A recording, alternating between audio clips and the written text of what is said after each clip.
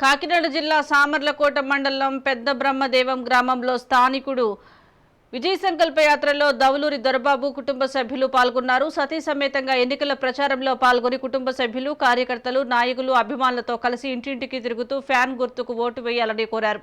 మొట్టమొదటిసారిగా స్థానికుడికి అవకాశం వచ్చిందని పెద్దాపురం నియోజకవర్గం నుంచి వైఎస్ఆర్ కాంగ్రెస్ పార్టీ తరపున ఎమ్మెల్యేగా దౌలూరి దొరబాబును గెలిపించాలని దొరబాబు కుటుంబ సభ్యులు అభ్యర్థించారు. ఎన్నికల ప్రచారంలో నాయకులు, కార్యకర్తలు పెద్ద ఎత్తున పాల్గొన్నారు.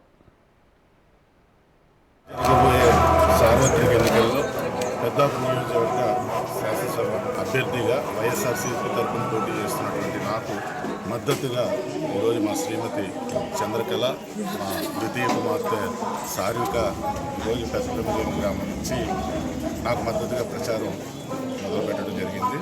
ఈ కార్యక్రమంలో మా వైఎస్ఆర్సీపీ నాయకులు, నాయకురాళ్ళందరూ కూడా ఈరోజు పాల్గొని విజయవంతం చేస్తూ ఉన్నారు.